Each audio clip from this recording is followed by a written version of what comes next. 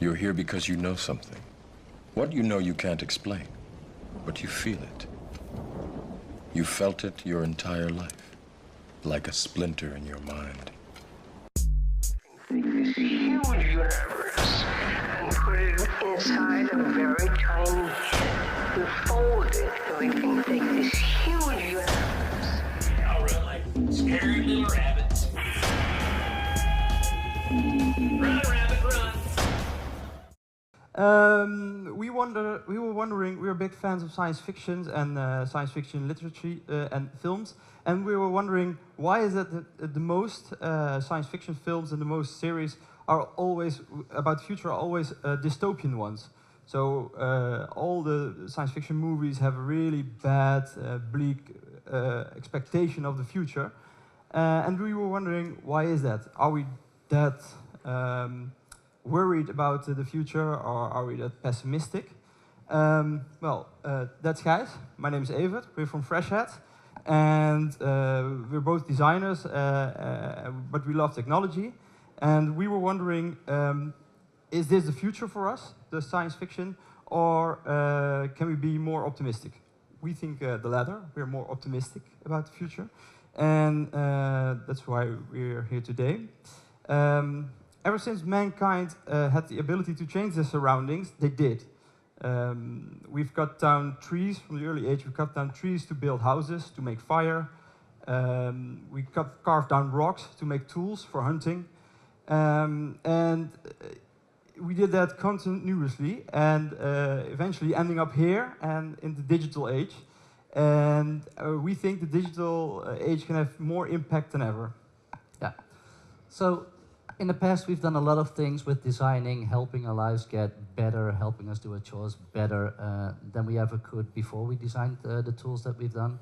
And now with internet and everything connected with the internet, a whole new world is changing for us. So everything we're imagining today is possible. We don't have any boundaries in the technology that we're using. And we've had quite a long history of digital meeting the real world as we know it, because we've done it with street maps. For instance, in the past, we had a book in our cars, and every single street of a country was in there. Nowadays, you just have a TomTom. The only thing you have to do is trust it to take you to the right place. Most of the time, that's not a problem. The only thing is that once in a while, a system makes a small error. And we're still human enough to see, okay, do we trust the system, yes or no? Most people would say, I don't trust it. I'm conscious enough to make my own decisions. Well, a lady in Belgium wanted to pick up her husband at a train station 90 miles away and actually drove to Zagreb in Croatia to pick him up over there, only then knowing that she drove to the wrong country and was in a whole other place in Europe. So we've done it with street maps, but we've also done it with a lot of other different media around us. So in the past, we had a bookshelf full of CDs, books, movies, name it. Nowadays, you have everything on your mobile phone, and the only thing you have to do is tap on the right music you want to play, and you're done. Pretty straightforward examples. Where it's getting interesting is where people meet each other and really integrating with each other is dating, and we've actually managed to take the whole dating concept and take it to a single swipe if you like somebody, yes or no. These are straightforward examples, actually. And the thing that you hear a lot nowadays is, okay, this is where we're at, but what's next? And that's a pretty good question, actually, for everybody. And what you're hearing about a lot is, well, the next best thing in digital meeting the real world is artificial intelligence. People are going on about it. Frank actually had an example with IBM with the Watson actually annihilating their competition during Jeopardy. And we also believe that artificial intelligence is the next best thing in digital meeting the real world. The only thing is that artificial intelligence is quite difficult to understand in what is it that a system actually can do for you.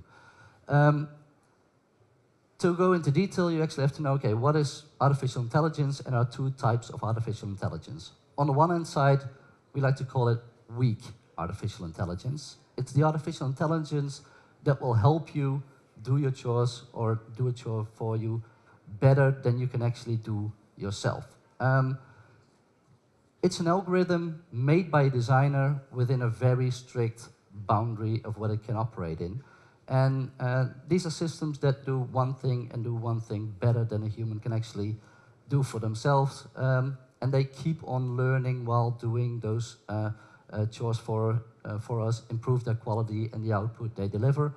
But then again, they're really into a strict boundary. Yeah, well, a familiar concept that most of you will know is Siri from the iPhone. Siri from the iPhone is a weak or narrow artificial intelligence.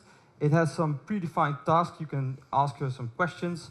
She will give you some answers, and you can set a timer or stuff like that. That are some simple tasks. But also she's learning about where you are, what your preferences, and she can, for example, give you a tip for a movie playing in a theater near you. So this is narrow AI. But the other part of AI is strong AI. Strong AI is a system that is learning continuously by itself, and it can learn based on past experiences. Strong AI features consciousness, self-awareness, awareness of its surroundings, and also mind, so it really can think. It can make decisions on its own judgments, and he can decide for himself what's right and what's wrong. Well, we're not there yet. For some examples of strong AI are HAL from 2001: Space Odyssey. We saw that one popping by in the first talk, or Samantha from the movie Her. Yes. Okay, so we got weak AI and we got strong AI, and a lot of people are focusing on the strong AI part and really are hesitant of, okay, what is it that is going to bring us? Is it something good? Is it something bad? But the funny thing is we want to focus on weak AI, because that's much more interesting than the whole strong AI part, because weak AI is actually there in our lives right now as we know it. So if we zoom in on weak AI, you actually have, again, two different types of weak AI. On the one hand side, you got, and actually this is one thing of artificial intelligence that the computer didn't recognize. My computer is Dutch, so it actually made it Dutch. On the one hand side, you got an assistant, an artificial intelligence that helps you do your chores better than you could do before you could actually do it. On the other hand side, you got agents, and that's artificial intelligence that actually takes over a chore from you. So the only thing you have to do is push a button and it works. Again, we tend to lean on the right-hand side, because what's better than doing stuff yourself? It's letting something do the stuff for you. But an assistant is actually quite interesting. We don't see a lot of examples of assistants, because we're mainly focused on the media. And what's more interesting than focusing on something that actually is done for you instead of something that helps you? A good example, though, is Jarvis from the movie Iron Man. It helps Tony Stark actually perform at its best that he can. He has a brilliant mind, but still he has to do things around him. He has to imagine what he can do, and Jarvis helps him with artificial intelligence, computering, and actually learning from his movements and anticipating on that. So, assistant AI is on the one hand side. On the other hand side is a real agent that can take over from you and actually perform for you. Yeah, and agent forms of artificial intelligence are much more present already. You see here the Roomba. I, for one, hate vacuum cleaning. And the Roomba is a smart robot you can buy, plug it in, and it vacuums the floor for you. So it takes over the task of vacuum cleaning. You don't have to worry about it anymore. You can, just do other stuff. So that's really a nice form of agentive AI. Another example of agentive AI, this one is really interesting, is in software. And this is an example. Sorry? Oh, I hear voices. Another example are high-frequency trading algorithms. So in Wall Street and other stock markets, they have high-frequency trading algorithms who on its own make decisions on which stock to buy and which stock to sell, and they do it in really fast tempo to earn a lot of money. That sounds great, but the algorithms are such complex stuff that during August 2010 we had a flash crash, and the stock markets collapsed, and nobody knew what the hell was happening. They found out there were different algorithms competing to each other, and it made the stock markets collapse. The only thing they could do was to turn it off, because otherwise the stock markets would plummet even more. Yeah. Another example that is really a popular talking point this time is the self-driving car. The prediction is that in the future we don't have to own a car and to drive a car ourselves anymore. We just need to worry about where we want to go, the destination, and the car will pick us up and bring us there. So the task of driving a car will be taken over by agents. I think that's great because I'm not a big fan of driving, but also if you take into account a self-driving car doesn't drink and drive, or a self-driving car doesn't fall asleep while driving. So self-driving cars are much, much more safer than humans can ever be. But still, technology isn't in our way at the moment, but the trust of people for this kind of technology is. Yeah. So we've talked about, on the one hand side, you got the weak AI, and it's actually making our lives better as we know it. On the other hand side, we got the strong AI, and we're moving towards that goal. Where we're at right now is we're driving our own cars, and what we want is complete self-driving cars. Like I said before, technology isn't our biggest hurdle in our way to that goal. The lack of trust and the lack of understanding is one of the biggest hurdles that we have to overcome when designing for users. The one thing that we know for sure is that people don't like to give away control of their lives. And what is worse than control of your life is giving away control of your life, not knowing what is going to happen, the type of black box that some people are talking about when it comes to big data or artificial intelligence. And this is, for us, where design comes in. As a designer, you've got actually a huge responsibility to fill in the gap between us driving our cars right now and driving cars in the future that we don't have to do anything about. The only thing we have to do as a designer is really focus on, okay, what is happening right now? How can we convince the users that the way forward is actually a comfortable way of moving forward? So driving cars is a great example. And for us as a designer, the responsibility is to actually let you know what is it that the system will actually do for you and can do for you in the future. And a great way to do that is have the combination of assistive technology right now, assistive AI, and agent AI. So on the one hand side, it can operate for you. On the other hand side, you have to give the user enough responsibility right now to be in control of the situation himself. Yeah, so and we talked about the agentive AI and the assistive AI, and we think that the agentive AI, the artificial intelligence that helps you performing a task, is a great way to make the transition from us driving a car to autonomously driving cars driving themselves. For example, in newer cars, there's already stuff like that happening. You have the assistive cruise control, and you have the autopilot of Tesla, and in those cars, they are thinking about new ways to inform the user of what the car is doing or wants to do.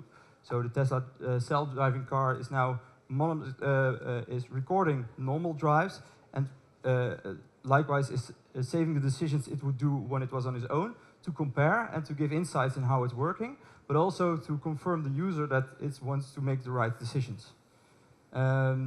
So we as designers, no matter which technology is serving the purpose, serving the purpose of solving a problem best, we need to take into account the needs of the end user and take our responsibility to design the transition to artificial intelligence in a good way, so that we don't end up with the doom scenarios we saw in the beginning. Yeah. Okay. So thank you.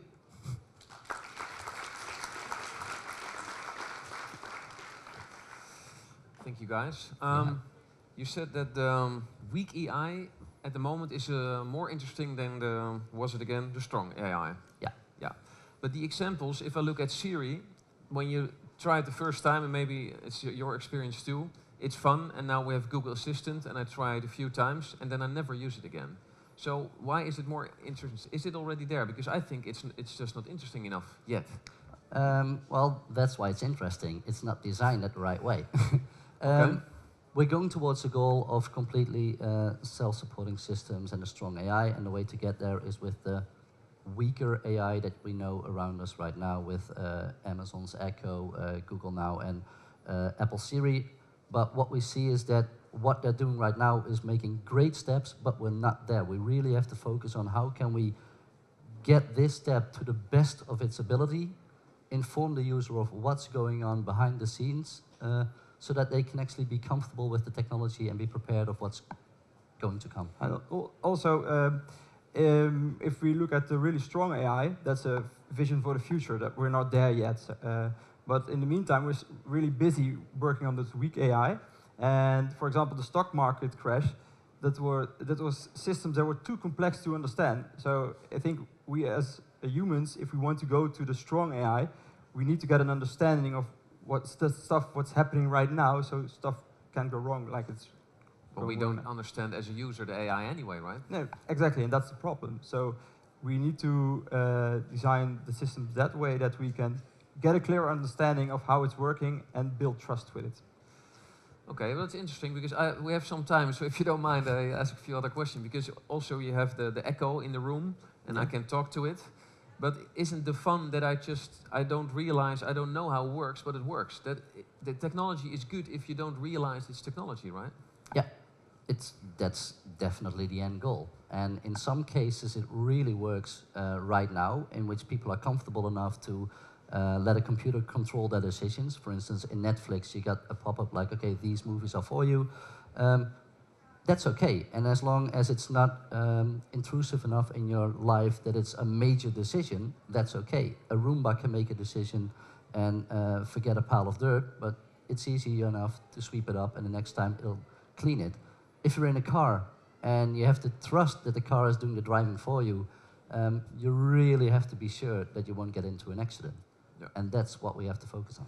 Because actually, the Roomba, and we have all kind of machines, it is fun, but nobody trusts it really to be better than your own work. It's just that you don't like it. But I think most people think if I do the vacuum cleaning, it's quicker and it's cleaner than the robot at this stage, right? Yeah, this stage. So when do we? When is it really good? No, I think the trust thing is really interesting because we see a lot of trust issues with technology, but also with facts and other stuff like that. Because people are losing the understanding of how stuff works. If things get really complex, like a black box, you don't have a clear understanding of how it works, of what it's doing. Yeah, that's good. You cannot make decisions to stuff like, do I want this for privacy reasons or to make the right decisions? And I think if we want to go forward, if we want to really trust and give away tasks to agents, then we need to work on building some kind of trust. Okay, so you guys, you designers, have to make it so good that I start to trust it. Yeah. Yes. And one example is, for instance, Google has its own Amazon Echo box right Google now. Home, yeah. One of a big design idea in that was there is an off switch in which it won't listen to everything you're saying. If we trust that switch, right? Yeah. If we trust that switch. Okay, so it's all about trust. Yep. Okay, guys, thanks a lot. Okay, thank you.